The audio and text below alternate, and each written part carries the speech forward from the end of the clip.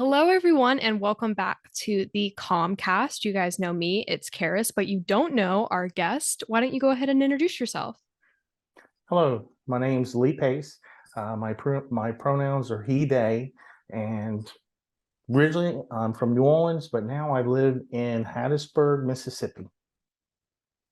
Yeah, we were sort of off mic, sort of just talking about the different areas that we live in and how that all can change. And one thing that I really noticed was kind of, I guess I could say shocking, was that this organization, such a great organization, good work that you guys do, is in Mississippi, which I would suspect is a place where it is more needed than other places because it's just not that high a volume. But I don't want to make any assumptions. So could you tell me why you started this organization? Oh goodness. I guess the easy way for me is just like kind of I was saying before I tell stories. So my name's Lee, my wife Stacy. We're nurse practitioners, and we have Spectrum the Other Clinic, which is a hormone therapy replacement clinic. And we saw most of our patients are below the poverty line. So we started initially say, hey, we'll try to raise money to help with hormone therapy. And they're like, yeah, that's nice and everything. But you know what we need? We need binders. We need education. We need support in the school system. We need this. And so many things came up. It's like, well, I guess this is a whole nother organization than what we're going to have. And with some help for some other places like oh my goodness, I'm blanking. Queer mobilization. Oh my goodness, I wouldn't even be here without them. They really gave me some technical advice of how to do things. And so basically, we just kind of want to go out and say that we're here for transgender people. Our focus is Mississippi, both adult and youth, to let them know that there's someone here trying to meet the needs of the population. For sure. And that's a huge thing that a lot of people just need to know. Like, even if someone's in California and they're like, oh, well, they serve Mississippi, it's still good to know that out there are people, and maybe they'll make their way over to me, or there are people who care. And that's one of the most important things, especially that we try and get across in this podcast and the blog that I write and at Humanity Rising in general. Just building, that compassion and spreading it and letting people know that, they're out there and that they care. And every time I think about compassion and those kinds of things, there's a lot of different themes that come to mind. And the one that's stuck in my head right now, probably because of the name of the organization, is Marsha P. Johnson. So I would assume she had a lot of inspiration with the name. Yes, it was really between Marsha and Sylvia. Hmm. I love how Sylvia would stand up and say, now listen, you rotten, no good so and so's, we helped you, you should help us. And that's very encouraging and motivating. But Marsha really struck home with me. The interviews that I watched, the books that I read, she was more of a, hey, let's just kind of calm down, talk this out, until Stonewall, where she threw a glass and kind of got everything started. So that's what I like. I like that mix of trying to be professional and trying to be nice and reach out, but also when you have to stand up and say something. That's a great quote, and I'm probably going to pull that because that is so, I mean, it's so true. There's a time for, how should I put this? There's a time for sitting down and having civil discussion, and then there's a time to go, okay, enough is enough. And if you're not going to, something that one of my older podcast guests had said is, if you're not going to give us a seat at the table, we're going to make our own table. And I thought that was just I was like, yeah, I'm going to make my own table. So that's something that I completely agree with. And, in a way, organizations that today that stand up for the transgender community and just the LGBTQ community in general, maybe not to the scale of what Stonewall was in the 60s, but still, making a significant impact. How would you say your organization has maybe impacted your community in the biggest way? The things that touch me are people would say, oh, I had a youth patient that, with the hormone therapy clinic, I had a youth patient. I need, God, here I go. I'm going to tell a story. So We're A here for youth the stories. a youth patient, it's not like you could just wake up one day and get on hormone therapy. It's a process, and not and I need the mother and the father, birth or whoever has legal control, that I need them to agree with it. And I can't tell you how many times somebody will say, well, I was going to kill myself if I can't do something about this. And so sometimes it could be because people are emotional. And then other times I found out they were just out of a mental health care facility. And maybe we did make that difference, because they were in that spot. And that, and it's, and actually I worked in an ER where I would send people to that. So I'm kind of in that loop. So it's kind of strange being on this side, helping people not to go there rather than putting people in a facility. So the individual stories that we've come across is it's heartwarming. It's just heartwarming. For sure. And especially what you said about the system itself, it almost seems a lot of times you get to run around, you're sent to this facility, to that facility, until you finally get, whatever organization, whatever facility is actually equipped to help you. And a lot of the times people run out of insurance. I know that when I was, my turn for story time. When I was in the 8th grade, I was put in a residential facility for an eating disorder, anorexia nervosa, and that lasted like 3 months. I was there for 3 months, and I can't remember which week it was, but it was somewhere in the first couple of weeks. My insurance was like, "Okay, you're fine now," and all the doctors were like, "Mm-mm, she leaves. She ain't gonna be Yes. that good." So luckily they were able to keep me there on scholarship thanks to the donors and everything else that supported that facility. But so many people don't have that luxury and they're just sent somewhere else. So I think it's important, especially, we talk so much about being in the system and going through the system and being in a facility, but a lot of people can't stay in them and a lot of people can't afford them. So having organizations like yours who are there sort of on the outside of that, you're not inpatient, it's not even really intensive outpatient or IOP in a way.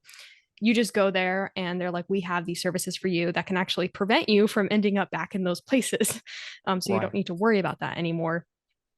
And especially what you said about, like thinking that someone was, going to try and harm themselves or in their life. It's especially important for the LGBTQ community, just because especially with LGBTQ youth, the suicide rate of LGBTQ youth is 3 times higher than any other youth demographic in the nation. So it's a great thing that you're able to provide those services because not many places really do. I would imagine, especially not where you are. It's far and few between. Mm, Um, I don't even know what you may have to edit this because I don't know if I'm supposed to say it. The mm. University of Mississippi Medical Center is now turning away youth Oh, really? because they have felt pressure with insurance companies and the powers to be, and so we now talk to people from there. Um, with Marsha's, a lot of people just can't believe that we exist. Um, so my wife just put a video on Instagram, and basically it's like, this is a real place. It's a real organization. You could look at our websites, Spectrum, the other clinic, and Marsha's Tea Room. Marsha's really does exist. It's sometimes the stuff that we can provide is like, what are pronouns, and give a handout to somebody because, and you know what? I have some parents that were like, they were appreciative and they're like, what happens if I make a mistake? You just say sorry and keep going. And that's, most people are okay with that. And just something small like that has kind of made a difference. And a lot of times we're not counselors or anything like that, but sometimes people just come in and they just want to talk. They just want to know that there are options there. They want to know something. Well, what is sex? And I'm like, well, I'm not a counselor. I can't really get into that a whole lot, but it's different. Gender is one thing, sex is another thing. And it's just so basic needs. It's like, where do I put the food, the cereal? You put it in your mouth. And sometimes it's just the basic stuff with this that people just don't know. Or they have that internal wall, and they're like, can I really ask this? Is it something that we could do? And that's what we're here for, is saying that it's kind of, it is not kind of, it is okay what you're feeling. And sometimes you just have to talk it out. Absolutely. And having those conversations is really in my opinion, it's the pinnacle of change, because a lot of the biggest problem isn't, hate or bigotry. It's misinformation, a lack of education. The majority of the Mhm. time, if you just sit down and like explain someone, like you said, the basic things, how to put cereal in your mouth, people are like, oh, okay, I get it. It's not as like complicated or scary to approach. And it's like, no, it's really not. If we just make these conversations casual and we're open about them, there's no need for it to be gatekeeped or this Mhm. sort of topic that's like, why are you talking about that? It's like it's a normal part of who we are, and it's like not a big deal to have a conversation about it. But then a lot of people, go, okay, where do I go to have those conversations, even if I wanted to? So, Mhm. especially when you talk about like advertising, like we are a real place. It's like, I feel like that gives people a little bit of a, okay, so I think I can go there and I can, especially when you work with any sort of minority population or any at-risk population, making sure that you assure them, like, if you come here, you will be validated and welcomed, and we're not going to judge you, because that's always the scariest part of stepping into a new territory. Definitely.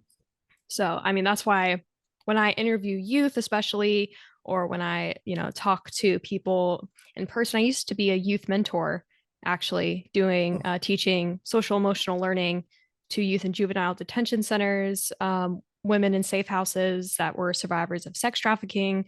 So there's always that, even as you present yourself to other people, if you're not even just presenting an organization, it's presenting yourself, being Mhm. casual, being relaxed, and being like, I'm just here basically as a sounding board, and I'm probably going to try and teach you a few things about breathing exercises, and then we'll call it a day. And it's just so Yes. simple. Um, so yeah, I would imagine that you had to sort of, I don't know, I feel like everyone navigates that journey by themselves. So how did you sort of figure out your groove and in this kind of work? A lot of it had to do with personal acceptance. Um, the easiest way for me to say it is, growing up in the 60s, there was no such thing as transgender. So I was feminine. And then my dad was like, oh my God, my son's gay. I'm like, I don't even know what that is. And so I thought people below the belt had the same stuff.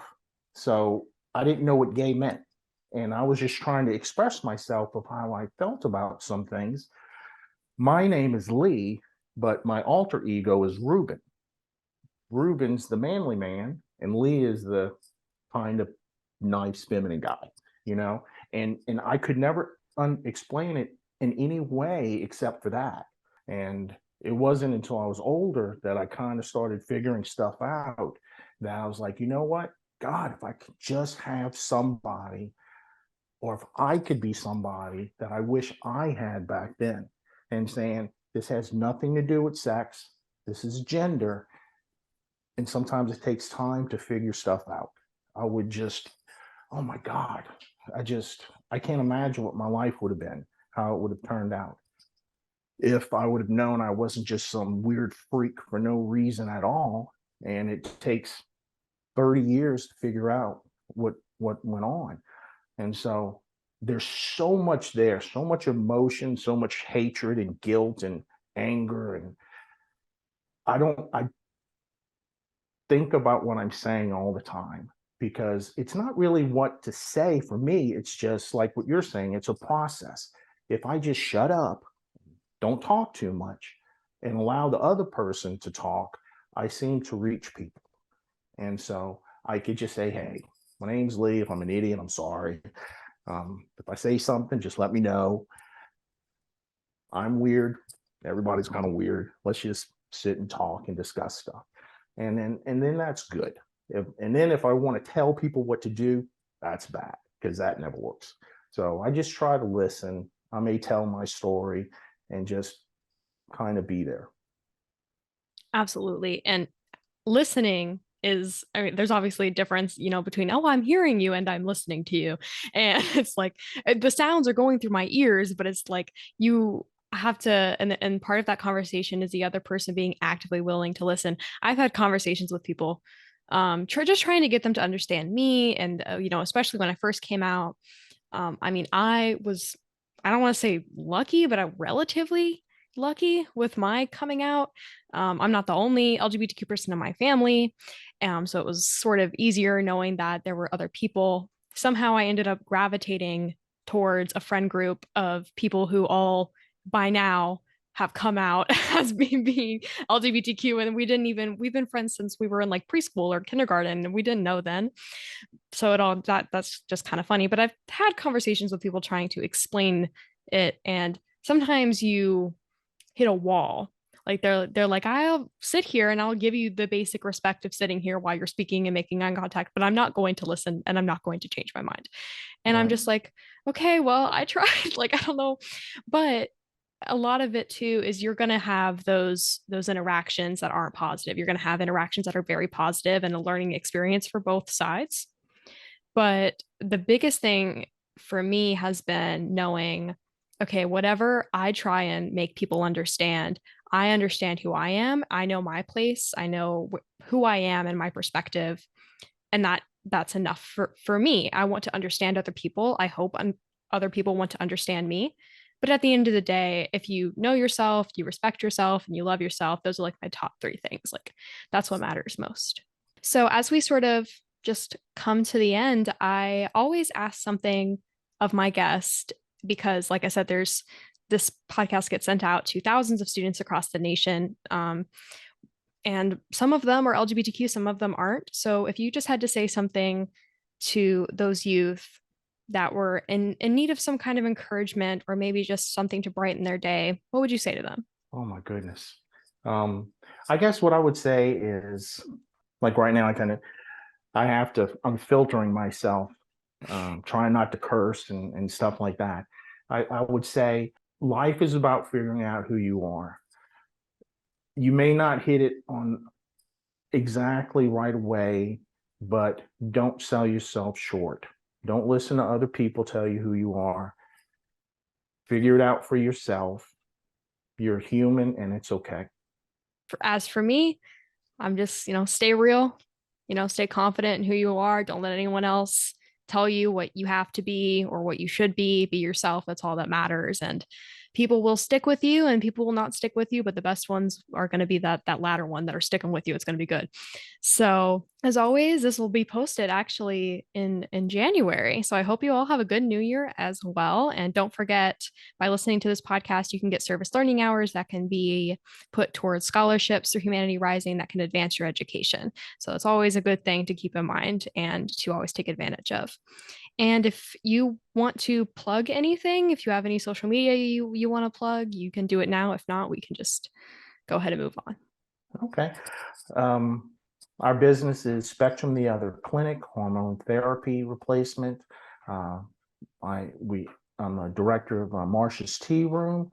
If you ever, well, this is for people in Mississippi. If you ever need a binder, just check out the website. GC2B is awesome. Southern Vision Alliance, Southern Equality have all supported us and helped us. Thank you so much. If I didn't mention you, I'm sorry. I'm nervous and I can't remember everything. And I'll put those links in the description below for everyone if you guys want to go check that out as well. Another thing that will be in the description below is the website that you guys can read all of our blogs on and get over 50 resources now, I think, are on there that are all LGBTQ affirming and can support your mental health, can provide you with some connection or even financial support if you don't have insurance, like we discussed earlier in this episode. And you can get to that website at www.thecomblog.com. And with that, that's all we have. And I hope you guys have a wonderful day. Bye, everyone.